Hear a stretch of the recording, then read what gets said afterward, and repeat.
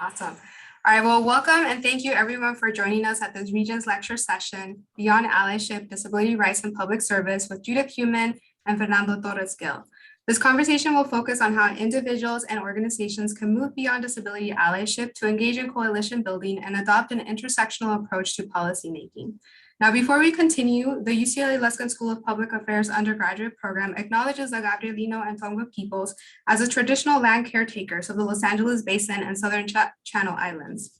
My name is Erica Villanueva, and I'm the Director of Student Services for the School of Public Affairs undergraduate program, and I have the pleasure of introducing our two speakers. Judith Heumann is a lifelong advocate of the rights of disabled people. She has been instrumental in the development of and implementation of legislation such as Section 504, the Individuals with Education Act, the Americans with Disabilities Act, the Rehabilitation Act, and the UN Convention on the Rights of Persons with Disabilities.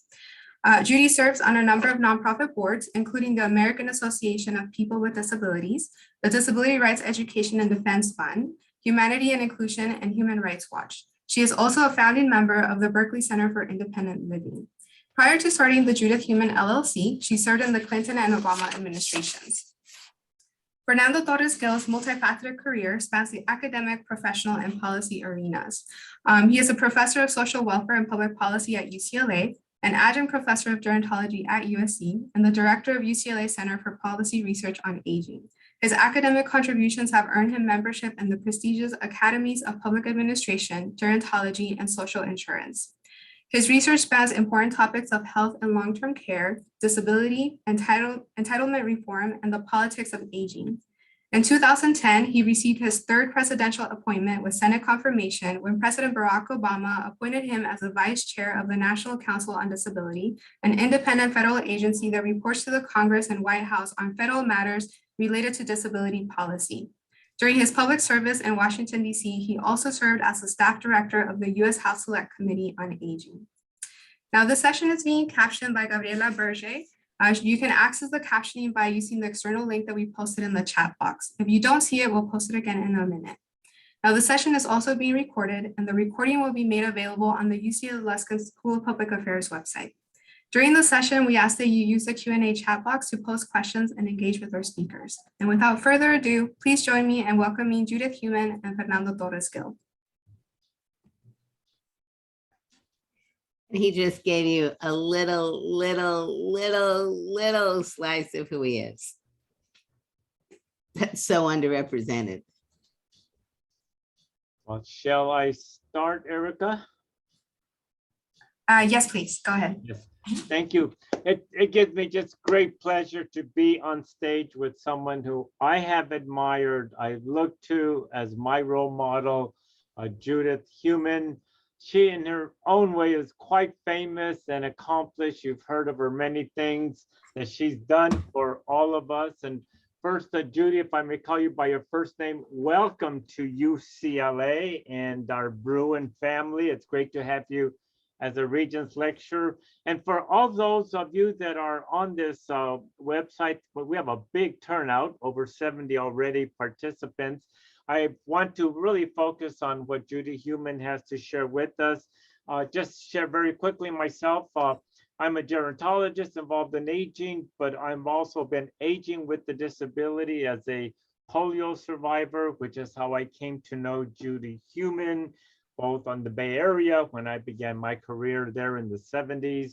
And we have been aging together, if I may add that. So with that, I will moderate this, and we have some important questions for Judy Heumann, which is really to instruct all of us to educate, to inform, and to give us a renewed sense that we can accomplish things, whether it's the intersectionality of aging and disability, or equal rights, or the promise of our democracy. For the students here, I hope this session will give you a reassurance that our country can work, that it is a vibrant democracy, that you too can be a change agent, make great things happen, as our speaker will explain. So Judy, welcome. It's good to have you here with us. And I'd like to just first start off by— Wait, I would like to first say something, seriously.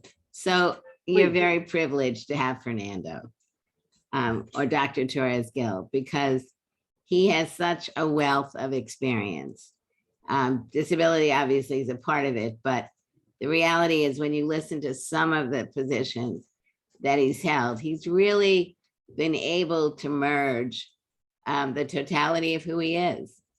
And I think it's really important when we're looking at issues in public policy and disability, that one of the issues I think is so important is that we are really integrating disability across the issues that we work in, that we shouldn't be looking at disability as a stovepipe issue. There is knowledge that people need to learn in order to effectively do their work. But I think, Fernando has really exemplified over the course of his life.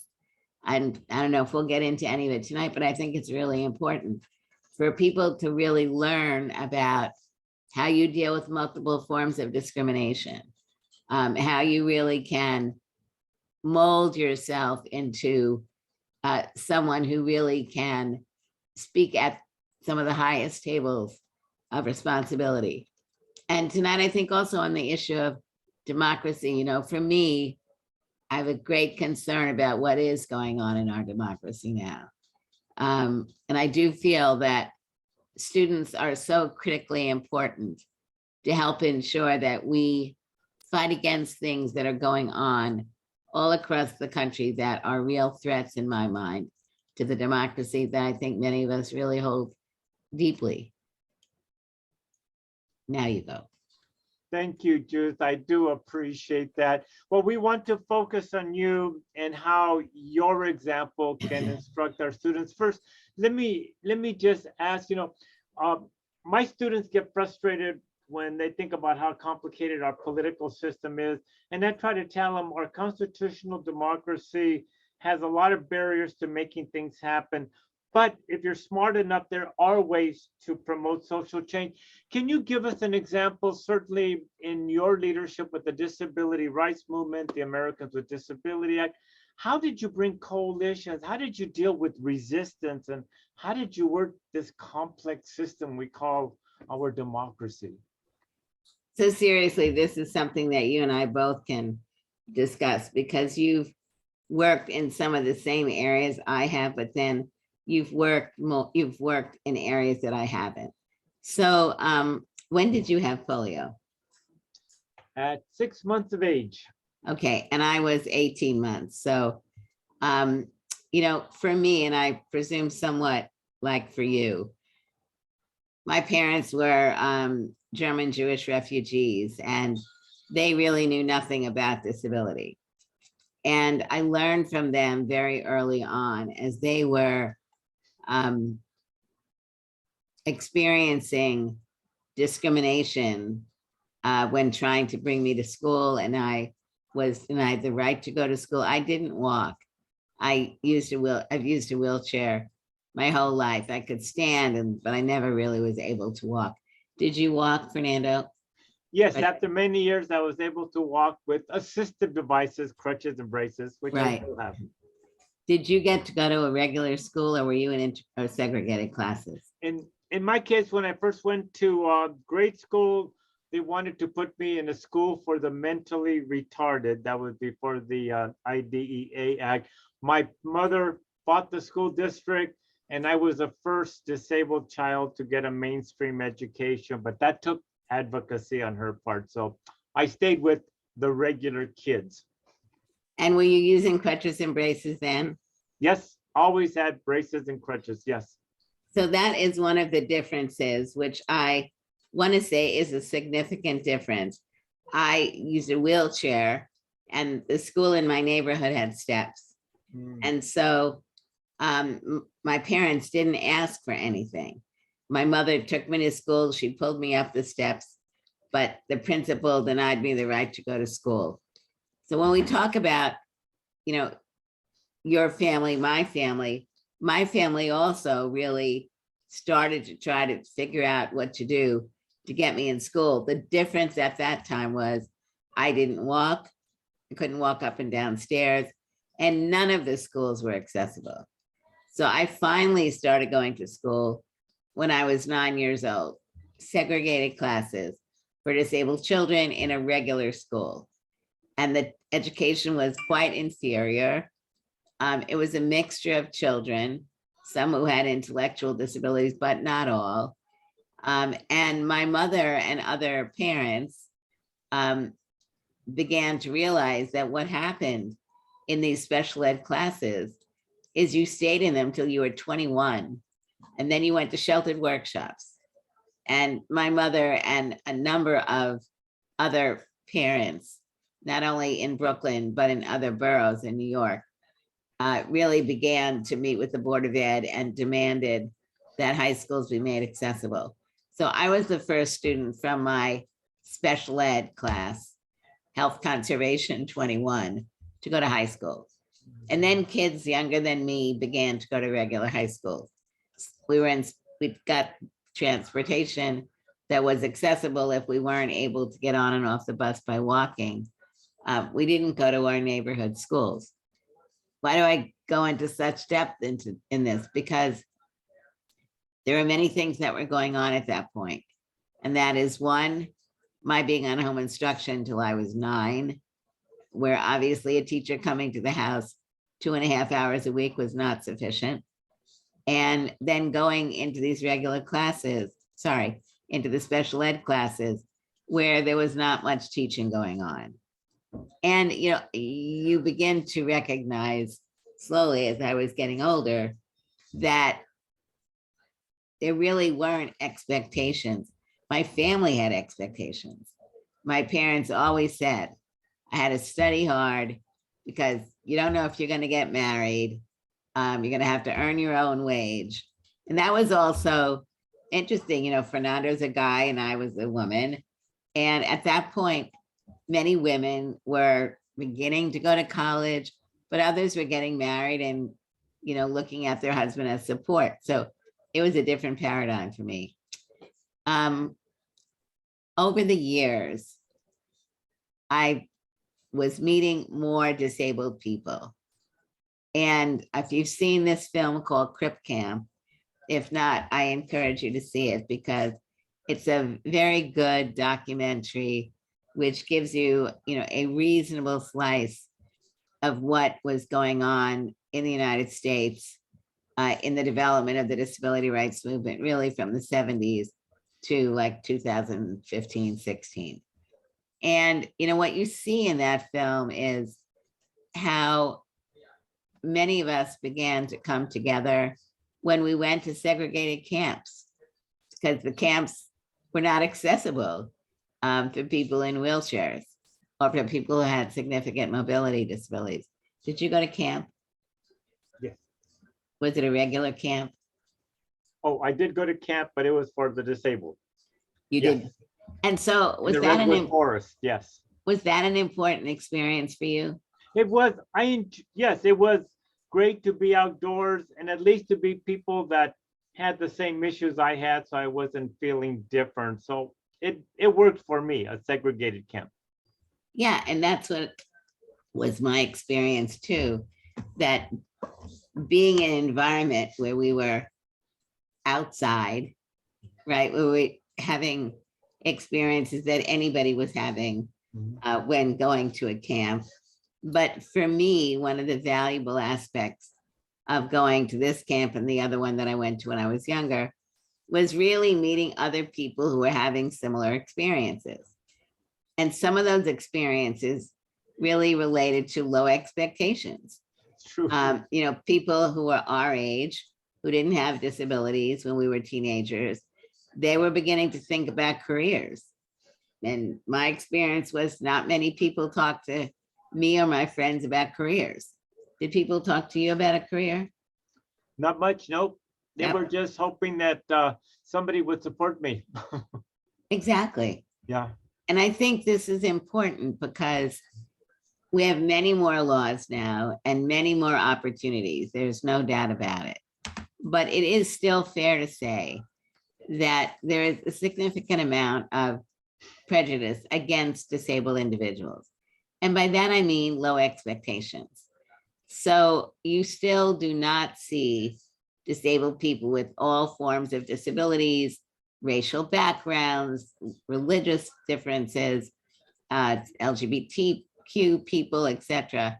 You don't see us in society, in jobs, in the media, in television, in magazines. You see us a little bit more lately, but it's still not that much. And so for younger disabled people, they don't have a lot of role models.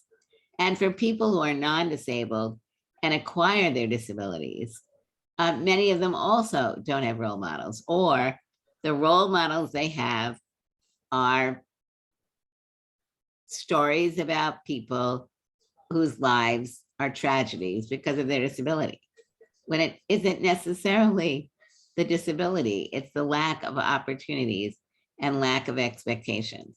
So I think in response, to your original question, Fernando, for me, it was really gradually recognizing that although, when I went from being in these segregated classes into regular high school and college, I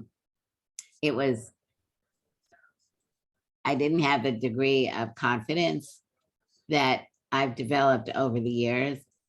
And I think that's another whole issue of really being able to believe that who you are is valuable and figuring out what to do to overcome the prejudice that went on.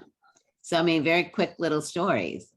I was called one year when I was supposed to go to the dormitory at my university by the woman in charge of the residence hall, who said I need personal assistance in getting dressed and undressed and bathing and all those things.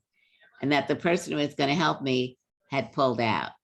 Well, she had pulled out because the residence director had told her lies about me and told her that she was going to tell her parents, and she was from Egypt.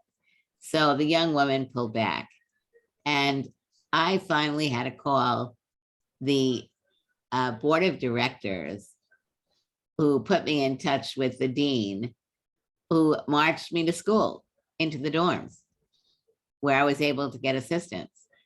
I applied for a job to be a teacher after taking all the courses I needed to take. And I passed my oral and my written, and I was failed on the medical.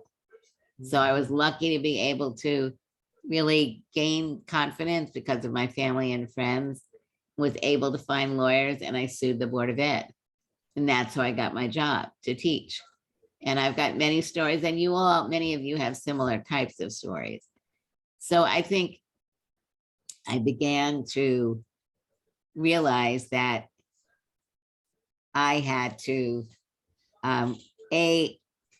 believe in myself, and I needed to also be working with other disabled individuals who had similar experiences where we could come together and exercise democracy. I mean, a funny story. Let me underscore that. I tell some of these stories because, at Fernando and my age, we've done a lot of things. And over the years, we're not who we were when we were younger. And so regardless of disability, when you're younger, you're learning different things. And for me, I have been able to move forward and gain confidence and be a loudmouth, expressing not only what I believe, but what I believe other people believe. And, the issue of democracy is one, as Fernando said, is completely imperfect. But when we started this organization in New York called Disabled in Action, after I had filed the lawsuit and won, and I was teaching, and I was president of this little group. And we heard about something called the President's Committee on Employment of the Handicapped. So you can see the difference in language. And we wrote a letter to the President's Committee that we wanted to have a panel. And we were young, and I'm sure they were like, you didn't meet the deadline. So sorry, come back again. And we thought, we're not going to take this answer. It may be true that we missed the deadline, but we looked for a congressman who we thought we could get to help us. And a congressman wrote to the president's committee and said, you will give them a room to hold this meeting and have this panel. Those things, little by little, allowed us to recognize that we could, in small and eventually larger ways, make the system work with us. Not perfectly, as many laws as we've been able to get in place, both at the local, state, and national level. There are always issues of implementation, of funding, of disabled people understanding what their rights are, et cetera. But I fervently believe when you look at laws like Section 504 and the Americans with Disabilities Act and the Civil Rights Act of 1964 and the Housing Rights Act, all these other laws that aren't specifically in the area of disability, that it was because people really did believe that we could make change. And I guess, you know, one of the things that deeply concerns me is while we had more people voting than ever before in the election in 2020, we need to keep our energy up because, as I think everyone knows, there are really repressive things that are happening with our Supreme Court, with decisions they are making, and how the attempt to take democracy away from us is something that we have to really speak up and out about, and we have to engage in order not to allow this to happen. And thank you for that. Let me ask you a question related to this. When I speak to my students, and most of them, of course, are physically able and they're in the prime of their lives. And so I try to explain that, you know, someday you too will have some type of disability, whether it's hearing, visual, cognitive, physical, et cetera. And I've heard the phrase used sometimes, temporarily able. Able-bodied. And how do we bring across to younger cohorts of students like at UCLA, Gen Z, that even if they're in the prime of their lives, they feel like they've got the vim and vigor, that what you and I face is what they will face someday, therefore they should take an interest. How do you bring that across to those who don't yet have a direct experience with what we face? I mean, I would like to say that, yes, this is an issue with younger people, but it's also an issue with older people. Good It's point. an issue with people who are in their 30s, their 40s, who are now helping their parents or their grandparents, and they're getting in their 40s and 50s. You know, for me, when you look at all the senior development programs where people are living in segregated age programs, and partly they're there because they don't want to be a quote burden on their families. They go to these programs where there are different levels of service. I have been, well, you know, Fernando and I had our disabilities when we were very younger. I'm now 74. How old are you? I am 73. Okay, you're a baby. So we're basically the same age. But I've been speaking for decades about how people of all ages need to look at the issue of universal accessibility, not just as something for me, but for you. And one of the reasons why I was interested in really participating at UCLA this week is they are doing a better job of beginning to integrate disability as a normal aspect of learning. And if you are learning about disability, the history of disability, meeting disabled individuals with all types of disabilities, and I think really trying to take away the fear factor. I was interviewed by Trevor Noah on March 4th. If you have time, it's what I'm going to tell you is, I think, worth looking at. It was March 4th. It was right before everything closed down because of the pandemic. And I have a book that came out that year in 2020 called Being Human, and Crip Camp came out also at that time. And so I amazingly got asked to be on his program. I think he's a wonderful guy. And during the interview, he used the word able-bodied. I don't use the word able-bodied because I hate the word able-bodied. It implies that Fernando and I are not quote unquote able. And everybody's got different things that they're able to do. For me, disability is not a negative word. I am unable to walk. I have a physical disability. It is a political word for me because there are, in the US, 60 million people according to CDC. And according to the WHO and the World Bank, at least 15% of the world's population have disabilities, 80% living in developing countries. Big, big issues. And for me, I am wanting people to understand, like what Fernando was saying, that disability is a normal part of life. But what does that mean? It means that we need, as a society, to recognize what is the beauty in stairs.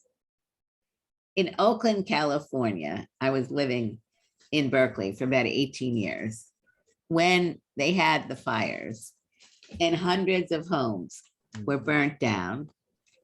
I was kind of intrigued what was going to happen, because many of the people who own these homes are now middle-aged and getting older.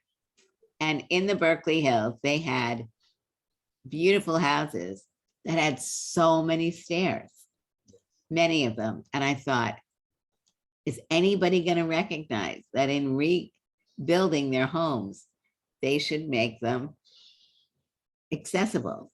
They should make them so they were putting themselves in the home that they wanted to continue to live in, or that they were not going to be able to continue to live in because of the number of stairs.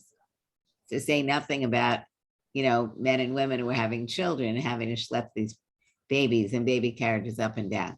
They built their homes basically like they were before they burned down.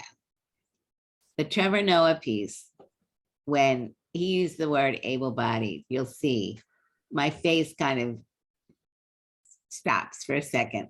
And I'm thinking, what am I going to say? Am I going to say anything about the word able-bodied? We don't have a lot of time to talk. And I thought, I've got to say something. So I said, I don't use the word able-bodied. I use the word non-disabled because you will acquire a temporary or permanent disability over the course of your life. What is that phrase you use? Say that again. Non-disabled. Non-disabled. Okay. Yeah. And he said to me, are you threatening me? Now, I was a little bit thrown back on that, but I have really strongly grown to believe that it was just a natural thing for him to say. And people are threatened by us. They are threatened about becoming someone who is not going to be able to do things maybe in a typical way. Because of lack of exposure and lack of accessibility and things of the like, the word threatening makes complete sense. But I think what we're saying is, you want to take the threat away. You need to be looking at what are the policies that we need in place. We're looking right now at the crisis of healthcare, where nurses and doctors and people who assist people in their homes are leaving the field, and where we never had enough people in the beginning. The people who work and do many of these jobs, like personal assistants, they are not respected for the work that they're doing. Wages are obviously very important and benefits are very important, but there's a fundamental issue that people don't really understand the importance of a personal assistant assisting someone. So the term that you use, Fernando, of temporarily able-bodied, that was something that definitely we used to use a lot. It's still used, but at the end of the day, it isn't just college students. It is intergenerational, that people do need to be able to understand that disability, it's one thing to say it's a normal, natural part of life. But what needs to be happening is much more serious discussions. And I think, if you look at AARP in the 90s was never advertising a cane, Right. or a wheelchair or a scooter. And if you look at certain things that have now become a part of our society, the first time I saw a diaper advertised on TV, pretty diapers, I almost fell out of my wheelchair because people don't want to talk about piss and poop. And if you look at the ADA in section 504, there is a provision in both of those laws which say, in the workplace, if someone needs assistance getting their coat on and off, eating or going to the bathroom, it is not required. It can be done, but it's not required. As opposed to sign language interpreters and services for blind people. So you see this, barrier. But now we are beginning to see organizations like AARP really slowly coming into the forefront of talking more about AIDS as a way of keeping people in the community, but it's not far enough. I'd like to take a tiny bit of credit for AARP's change in terms of recognizing reality, having been on the board for 8 years on the Are you still on the AARP board?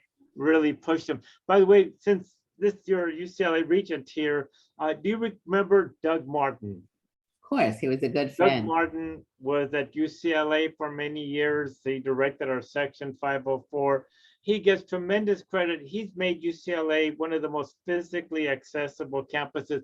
I was recruited to go to Berkeley, and one of the reasons I didn't go there was it just wasn't accessible with the hills, the limited parking. The buildings were beautiful, traditional, but just didn't have that. So UCLA, tremendous credit to Doug Martin, has kept us accessible.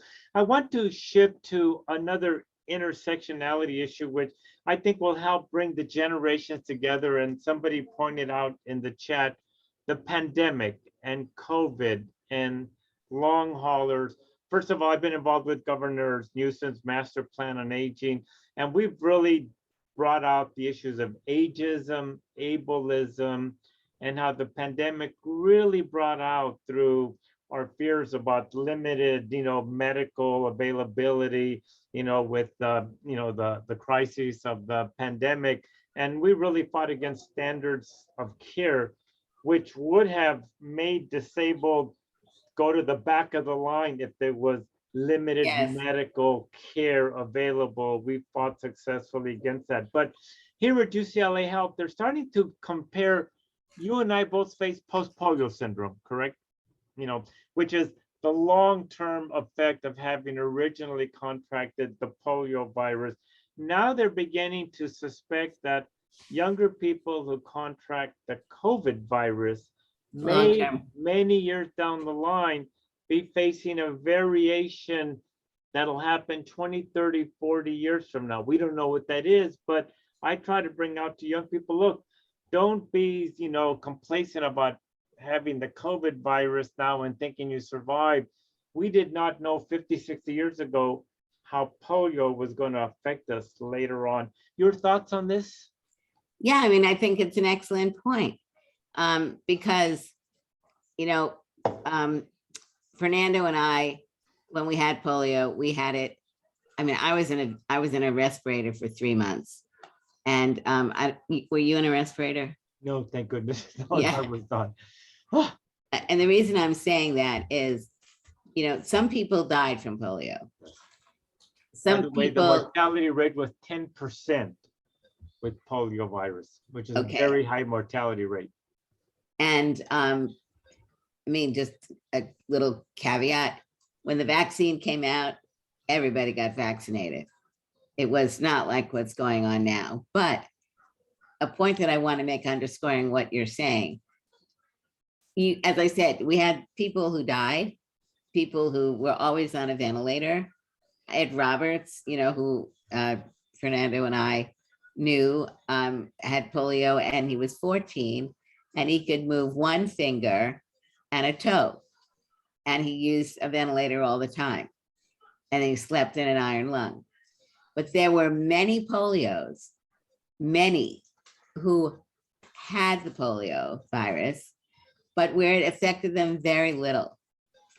And then 10, 20, 30 years down the road, they started to be affected more.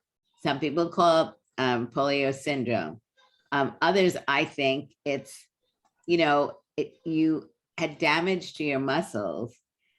For Fernando and I, clearly a lot of damage to many muscles. And in the area of polio, it's not like exercise will make things get better. Sometimes exercise will burn out muscles that you have. So it's this very fine balance. But the point that he's making about long-term COVID, which I do think is parallel to what we didn't call, but we could call long-term polio, is that decades down the road, people began to have all kinds of problems that were related to having had polio that didn't affect them very much in the beginning.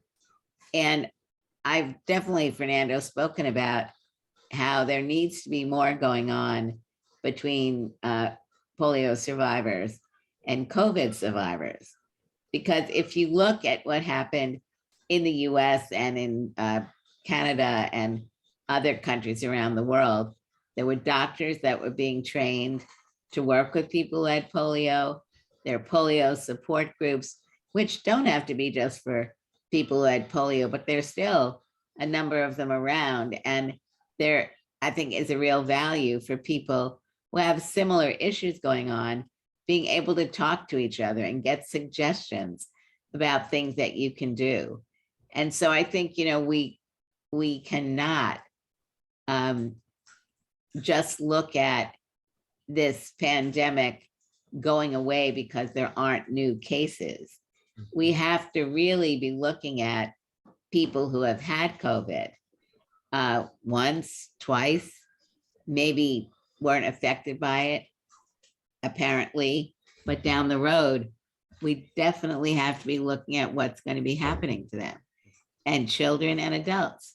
I mean, you all know people who've had it where kids seem to be fine.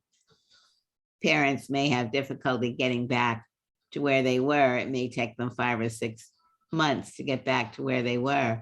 But exactly as Fernando was saying, we don't know yet what's going to be happening, and we need to follow it. And we need to make sure that people are getting services. And there's a question here that if you could answer it, Judy, in the chat, I'll read it from Camila Kraus. I am seeing more and more scientists saying that COVID-19 is going to be a mass disabling event, similar in the way that polio was, but on a larger scale. As a disabled individual, I do not wish the access barriers we often face upon anyone else. However, to you, Judy, do you think that such a mass disabling event could bring change to accessibility issues on a large scale? Yeah, of course, I'm going to say yes to this, but I think it's not going to happen magically. And the reason I get back to what Trevor Noah said about, are you threatening me? I want people, exactly like what Fernando was saying, he was focusing this on college students, graduate students. And I was, broadening, and I know he agrees with that. And the reason why is because it's exactly the point that we were raising, which is people need to look at new things which are being constructed before they're being constructed and ask questions at the city level, at the county level, at the state level. We do not have good laws that require private homes, for example, to be built accessible. I think the law basically says if, at least the federal, 4 units or more, you need to have the beams put in a way that you can get bars in, and the doors have to be wide enough. And I've spoken, to architects who are working with people on building their own homes, who are trying to encourage people to build their homes accessibly. And many cases, people don't want to do it. And they don't want to do it, I believe, because they don't want to address the point that we're making, which is, as we're getting older, things will change. And it isn't necessarily even based on getting older, like the guy that picked me up today to take me somewhere. In talking with him, he's got a son. He was 19. He was a football player in college, and he became a quadriplegic in a car crash. Now, those things happen all the time. When you look at things like spinal cord injuries, there's a big jump in the 16 to 25-year-old population. And yes, we need better prevention programs, and yes, seatbelts and drunk driving laws and all those things are helpful. But, people naturally, they dive and the water is too short. Or like a friend of mine who was on a motorcycle and hit a pebble and, bounced off and became a high paraplegic. But the communities need to understand why the question and that you were raising about accessibility, it's for them, it's for us as a society, that we need to really consciously get the discussion moving about what do we want to see in our communities to allow all people to be able to function. So we're looking at accessibility. We're looking at personal assistance services. We're looking at people who need assistance, regardless of the number of hours, being able to get appropriate assistance where they're not having to spend a disproportionate amount of money, or where they're holding back their income because if they earn too much, they're not going to be able to get the benefit. Now, California recently, I'm not sure if it was a law or a policy change, but there was an important change that will allow people to have savings of up to $130,000 and continue to get benefits. Before it was like 2,000 something. So you're seeing this more and more in other states. So a long answer. This means that each one of you needs to talk to your family. You need to look at your house, your apartment, the transportation systems. Your grandmother who may need assistance, and you're helping, and you can't do it anymore. And your grandmother, grandfather, whoever is being sent off to these institutions where now we know 200,000, 250,000 people living in congregate living programs have died from COVID. Now, we were all in the disability community speaking against these programs, but you need to be able to have services in the community so that people are not sent to these programs because they're not living in accessible places and they don't have the supports they need in their home. And the family structures are changing because people are moving and on and on and on. But we are moving in that direction. And quite frankly, you, Fernando, are a great person to lead these discussions because of your knowledge of systems. And I think knowledge of systems is so very critical because there is such complexity in the laws that we have and the variation of the laws from state to state. So, you can get much better benefits in a state like California than you can in a state like Alabama. But the reality is, shouldn't we be able to get people in Alabama to understand that if they want to preserve who they are and their ability to continue to contribute, that they need to think about it in a way that allows them to participate in making the changes that we are making, but that we need to be making much more rapidly. Thank you. I have two more questions in the time remaining. One is about image and one is about policy. On the image, you alluded to this. In my field of aging gerontology, for many years, groups like AARP would promote successful aging, but the images were of a 70-year-old that looks like Jane Fonda, that's doing 25-mile marathons, and a 70-year-old and a 25-year-old body. Those are the images. And I was pushing, look, just because I use crutches, braces, I think I'm successfully aged. I have a great quality of life. I've learned to adapt and adjust. And if I may say, you're a very attractive person, Judy, and successful aging. How do we counteract those myths and stereotypes that make, and part of it is so that younger people don't have to fear having a disability, that it may have them look less than appealing, when in fact, regardless of your disability, you are attractive. How do we deal with that image issue?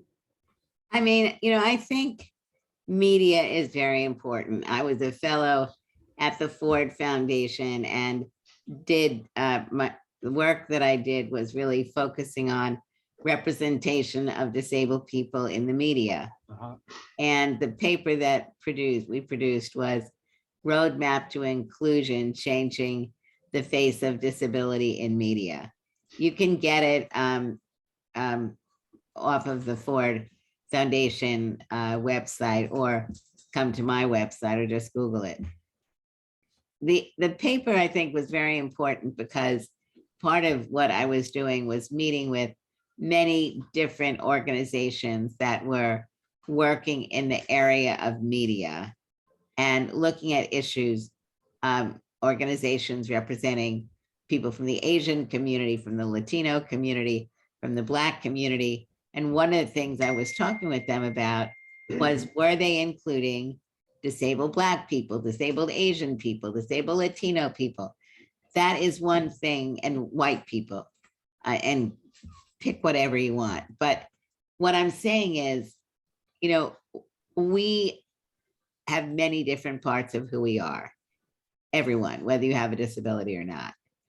And in order to allow people to see that disability is more a normal part of life, which doesn't mean that we don't have a lot of barriers. Some of those barriers can be reduced and eliminated if we have greater accessibility, if we have personal assistance services, if we have healthcare providers, on and on and on. And if, as a society, we don't disparage someone who doesn't fit whatever this perfect normal is. And we do it by making sure that media is representing who we are. For me, when I look at television, I like to look at ads.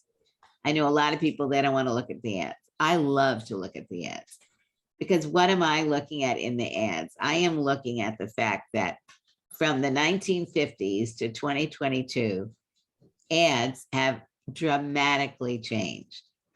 And by that, I mean, you never saw gay people in ads. You never saw Black and white people together. You never saw like the mixture of people that are selling, whether or not what they're selling is valuable doesn't even matter. But it is when you look at the composite of advertisements, you see diversity in an amazing way that for me is reflective of some of the meaningful changes that are going on in the United States. Are they where we want them to be? No, but they are so much further. But you are seeing a little bit more of disabled people in normal settings. AARP has an ad. Actually, I don't even know what they were selling, but I was completely drawn in because a woman, they were in a kitchen and a woman rolled herself in on her wheelchair and sat at the table, and she was just a part of whatever they were selling. And that for me is the way we make these changes. It's not the only way, but it is making it normal that, you know, you can be blind, you can be deaf, you can have a physical disability, you can have an intellectual disability, you can have a memory issue, all these different things. They need to be built into the way we experience life.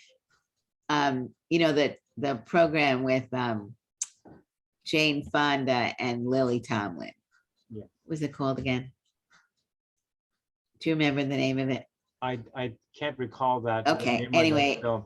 Maybe it was a somebody in the series. chat can tell us. It was a series, and you know, it's about four older people. Grace and Frankie. Thank you very much. Grace said, thank you. Thank you, Frank. So at any rate, they had some good parts in there, which really talked about the problems of nursing homes or adult living. But they missed out on some very basic things. So the two men decided that they wanted to buy a new home. And what did they buy? They bought a home with steps. They bought a home with steps in the living room, you know, a sunken living room. And one of the characters had a heart attack. And his daughter bought him a chair, which would help him stand up.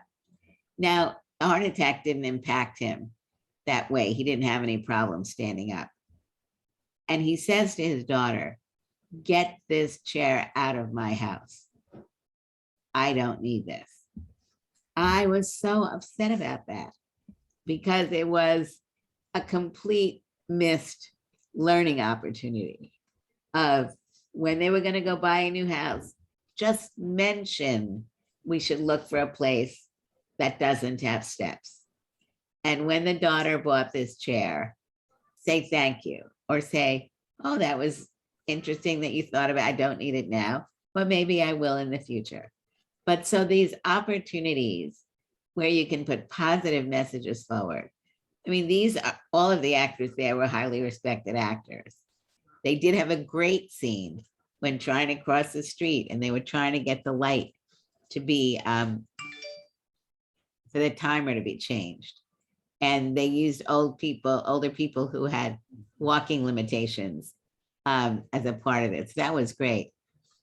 But I think that's the way we change it. We change it through the universities. We change it where faculty understand issues that you're talking about, Fernando. So it's not just you, but it's others that's being built into what people are learning. And now for the policy question, thank you. As you know, the president's Build Back Better plan has just a very impressive care economy platform, which would increase funding for caregiving, home and community-based services. Agent Pooh has been one of our great heroes that's helped to put that into the Build Back Better plan. Of course, it's stuck in the Congress. But your thoughts on home and community-based long-term care, caregiving, and those kind of supports? Well, I think Build Back Better is an important piece of legislation. I think their marketing needs to be much more explicit so people understand what's exactly in the legislation. We know about the $140 billion for personal assistance, home and community-based services, and how it was cut down from 400 billion. 400 billion would have only allowed us to get rid of the Medicaid waiting list. 150 billion will not get rid of the waiting list. And it's only for people who have on Medicaid. So Correct. that's another issue. It's very important. I'm not saying it's not, but people like you and me who need this kind of support, we're not eligible for it in most states. So I think, again, it's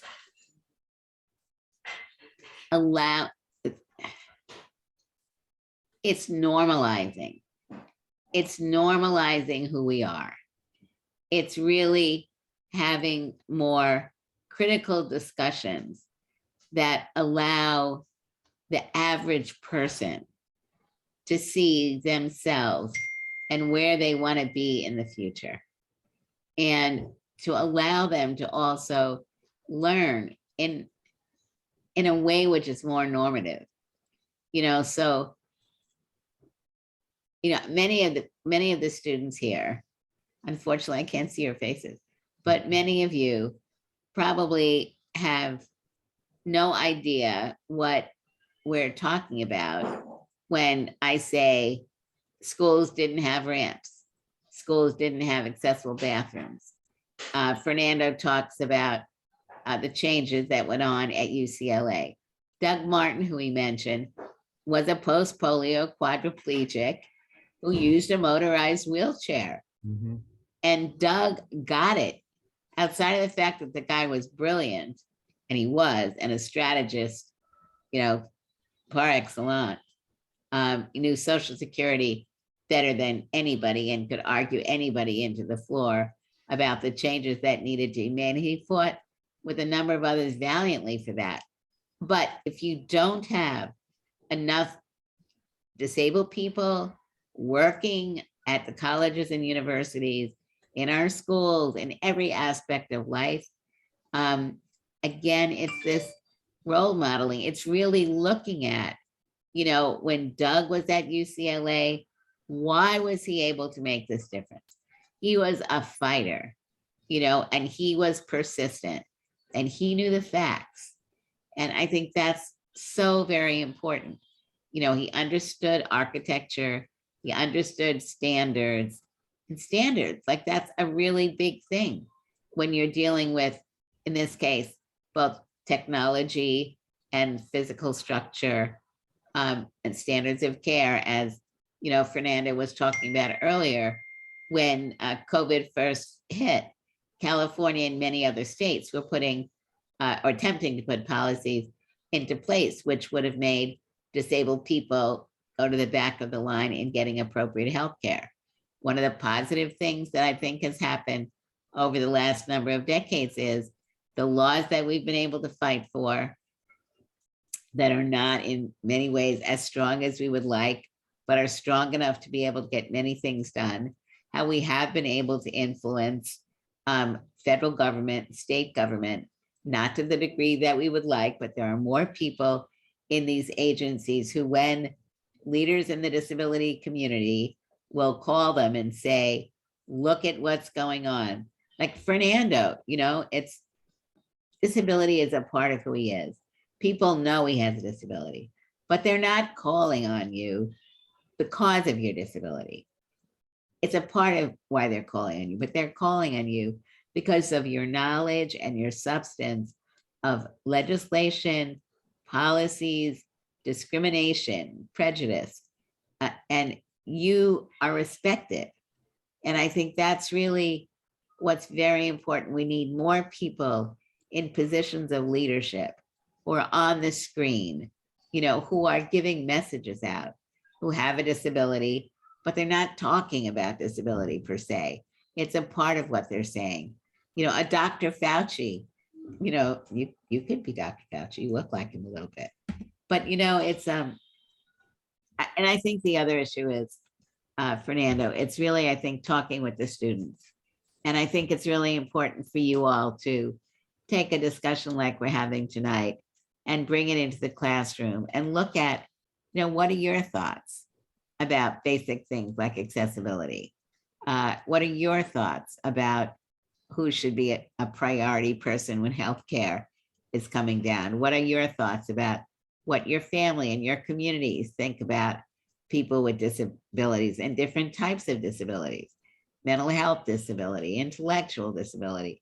You know, those are things we need to be dealing with so that people are getting the supports that they need and the respect that we need. What's happening as our families are kind of changing so dramatically, and the supports that families used to give to each other not being there. What are the substitutes that are coming in place? Are they consciously being developed? Yeah, I mean, you are the change agents of the future, but your parents and your grandparents need to be really understanding the discussion that Fernando, you know, with the question that he asked. What do we do? How do we get people to begin to insert themselves, knowing what they're interested in for their future and how they may, in many ways, be afraid of talking about needing help?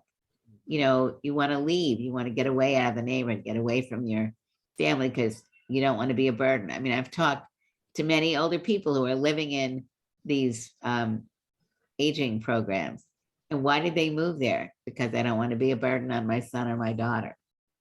And that's not a reason to move into these programs.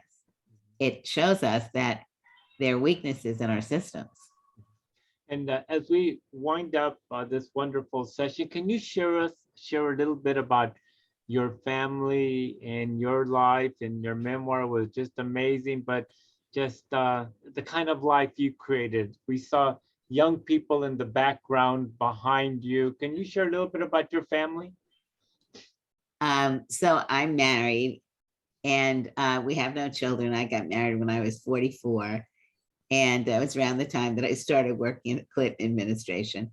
And you were an assistant secretary too, right? Yes. Yeah, you were more than the co-chair of the NCD, and he was in an important position at HHS. So I met my husband. He's from Mexico. He has a disability. He's spinal cord injured. And when we met each other, he moved to the US. And our family really is, you know, who we are and our love of kids and others. So our neighbor here lives right across the hall. His name is Theodore and he's 6.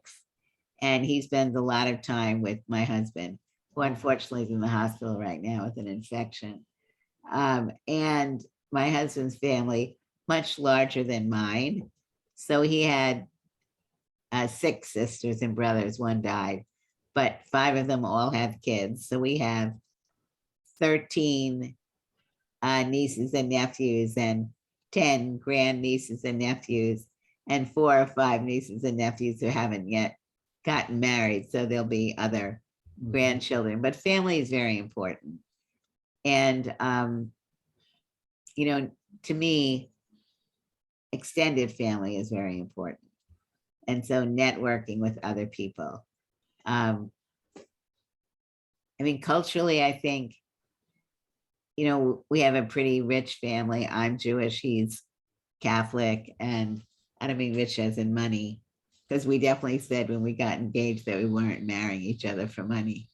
But I mean richness in our cultures and our similar values.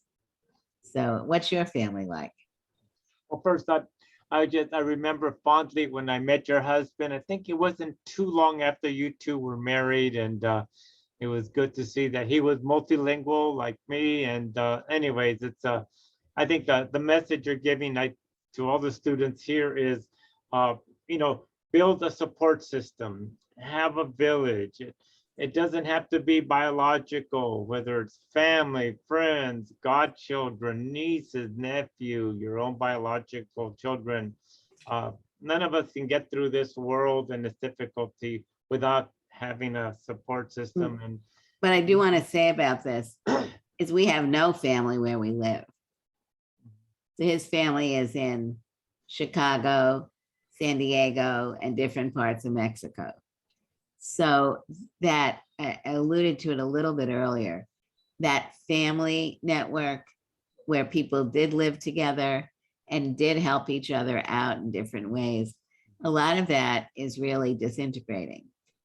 And so needing to really rely on systems, like looking for people to do Good point. personal assistance for like me, and he needs more assistance than he did before. Those are all very difficult things to find right now. Mhm. They were before COVID. So I think